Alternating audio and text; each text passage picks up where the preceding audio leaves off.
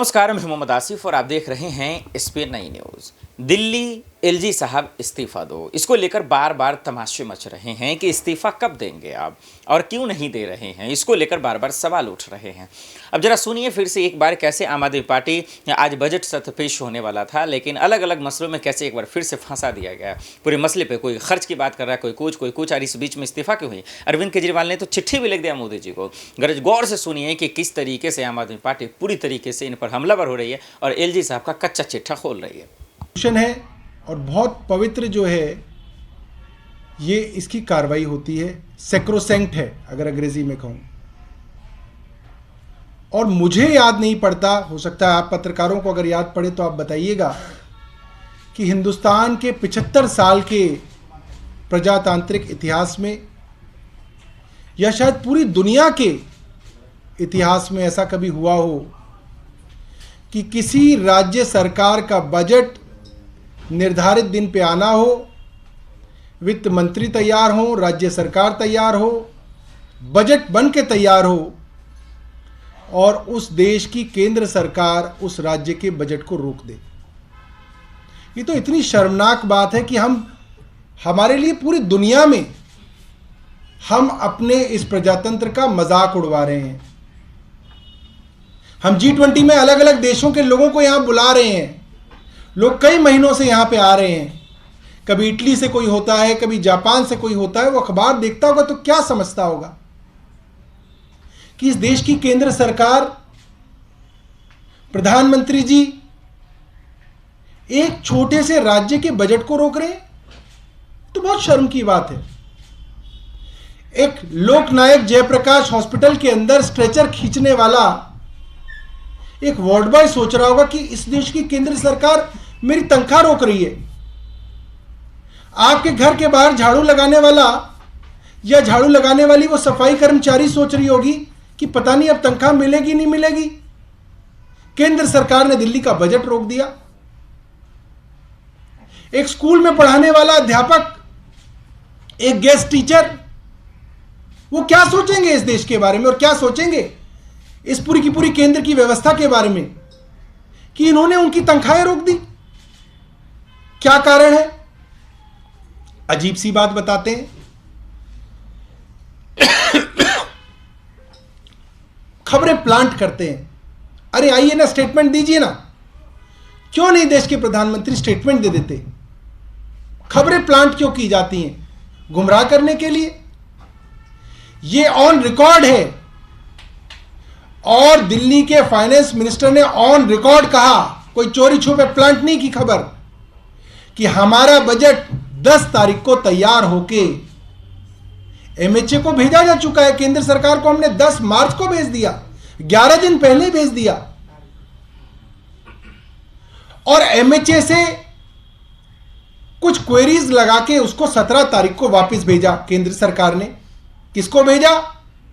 वित्त मंत्री को नहीं भेजा, मुख्यमंत्री को नहीं भेजा, मुख्य सचिव नरेश कुमार जी को भेज दिया। कौन मुख्य सचिव है? जिनके ऊपर कई महीनों से आरोप लग रहा है कि दिल्ली की चुनी हुई सरकार के काम रोकने के लिए वो हर प्रयास कर रहे हैं। उन मुख्य सचिव को वो पत्र 17 तारीख को भेजा गया। 21 तारीख का बजट है। सैटरडे संडे की कोई छुट्टी नहीं होती बजट से पहले। सब लोग काम कर रहे होते हैं, क्वेश्चंस के आंसर तैयार कर रहे होते हैं, बजट की तैयारियां कर रहे होते हैं। मंत्री खुद प्रश्नों के उत्तर की तैयारी कर रहे होते हैं बजट सेशन से पहले। कल यानी कि 20 तारीख को शाम को 6 बजे जब एक खबर चल पड़ी कि दिल्ली का बजट अब तक केंद्र सरकार ने रोक दिया है, तब मुख्य सचिव 6 बजे जो है वित्त मंत्री को कहते हैं कि केंद्र सरकार की तरफ से रुकावटें आ गई हैं। क्यों नहीं दिखाया गया वित्त मंत्री को पहले? इतना बड़ा षड्यंत्र मुख्य सचिव किसके कहने पे कर रहे हैं? यह सवाल तो बनता है, दिल्ली वालों का सवाल है। आपके पास 17 तारीख से बजट जैसी इतनी सेंसिटिव संवेदनशील चीज की चिट्ठी आई हुई रखी है। केंद्र सरकार ने कहा कि हम आपका बजट रोक रहे हैं, आप 3 दिन तक उसको छुपा के बैठे हैं। किसके मुख्य सचिव हैं आप? दिल्ली के मुख्य सचिव हैं या दुश्मन हैं आप दिल्ली के? यह काम कोई मुख्य सचिव कैसे कर सकता है किसी राज्य के अंदर?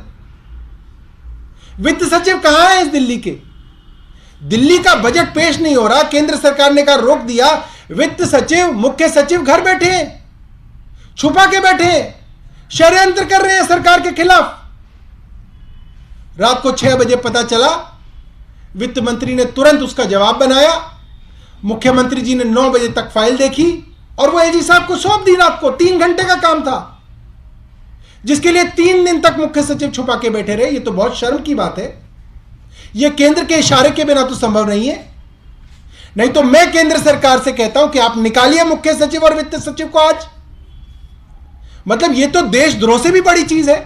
इससे बड़ा देशद्रोह क्या होगा कि आप एक राज्य के खिलाफ इतना बड़ा षड्यंत्र कर रहे हैं। और ये तो साफ है, इसके अंदर तो कोई इन्वेस्टिगेशन की जरूरत नहीं है, कोई जानकारी की जरूरत नहीं, तो साफ है। केंद्र सरकार ना मुख्य सचिव को निकालेगी, ना वित्त सचिव को निकालेगी। मैं जानना चाहता हूं एलजी साहब से, शाम तक निकालेंगे? नहीं निकालेंगे। और उसका कारण यह है कि यह षड्यंत्र केंद्र सरकार द्वारा किया गया है। केंद्र सरकार एक छोटे से दिल्ली राज्य के 2 करोड़ लोगों के खिलाफ यह षड्यंत्र क्यों कर रही है?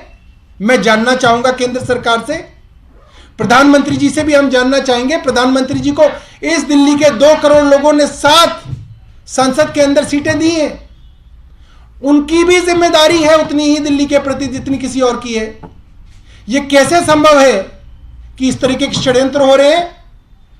एलजी साहब चुप क्यों बैठे हैं षड्यंत्रों के लिए? केंद्र सरकार चुप क्यों बैठी है इन षड्यंत्रों के लिए? यानी कि षड्यंत्र केंद्र सरकार की इशारे पे किए जा रहे हैं और दिल्ली के खिलाफ किए जा रहे हैं। दूसरी बात, यह कैसी संवैधानिक व्यवस्था है? क्योंकि संविधान में ऐसी व्यवस्था नहीं है कि एक राज्य का बजट, जो कि एक बहुत ही सेक्रोसेंट और सीक्रेट डॉक्यूमेंट होता है, वो डॉक्यूमेंट सदन के पटल पर रखने से पहले किसी को नहीं दिखाया जाता। सदन उसके ऊपर चर्चा करता है। छोटी से छोटी बात बजट की लीक ना हो जाए, इसकी पूरी कोशिश की जाती है। वो बजट क्यों केंद्र सरकार के बाबुओं के पास जाएगा? क्यों केंद्र सरकार के कोई बाबू उसके ऊपर तय करेंगे कि यह बजट सही है नहीं है?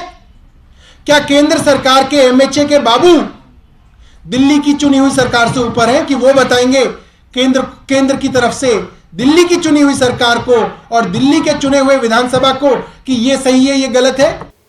आपने देखा इस प्रेस कॉन्फ्रेंस को आम आदमी पार्टी की तरफ से जो तरह तरह के आरोप लगा रहे हैं और बात किए जा रहे हैं और कह रहे हैं कि भाई ये तमाशा कब तक चलेगा। एक तरफ मनीष सिसोदिया को परेशान करते हैं, एक तरफ शिक्षा मंत्री को परेशान करते हैं, सत्य जैन को परेशान करते हैं, और अब तो आप बजट नहीं चलने दे रहे हैं। एमसीडी चुनाव में आपने देखा कितनी लापरवाही, और इसीलिए बार बार एलजी के दफ्तर के बाहर भी प्रोटेस्ट किए जा रहे थे और एलजी साहब ने दरअसल मंजूरी दे भी दी थी, उसको फिर से वापस भेज दिया। इसीलिए केजरीवाल आग बबूला हुए हुए, मोदी जी को चिट्ठी भी लिखा, उन्होंने जवाब मांगा। अब देखना पड़ेगा कि आम आदमी पार्टी ने जो ये गंभीर आरोप लगाए हैं कि इसका मोदी सरकार जवाब देंगे, एलजी साहब जवाब देंगे, और आने वाले वक्त में क्या कुछ होता है ये देखना पड़ेगा। लेकिन दिल्ली में जो तमाशे मचे हैं ये बहुत हैरान करने वाले हैं और ये बहुत परेशान करने वाले हैं। देखना पड़ेगा कि आने वाले वक्त में क्या कुछ होता है। और ये एक नया बहस छिड़ गया है दिल्ली वर्सेस एलजी के बीच में, आम आदमी पार्टी के बीच में, और मोदी जी को चिट्ठी लिखा कि इसका कोई जवाब मिलेगा, क्योंकि सीबीआई ईडी को लेकर जो 9 नेताओं ने चिट्ठी लिखा था उसका जवाब तो फिलहाल नहीं मिला है कि उनका दुरुपयोग किया जा रहा है। लेकिन अब इसमें जो नई बहस छिड़ी है इस पर देखते हैं आने वाले वक्त में क्या कुछ होता है। आजकल इतना ही, मुझे दीजिए इजाजत, आप देखते हैं SPN न्यूज़। नमस्कार।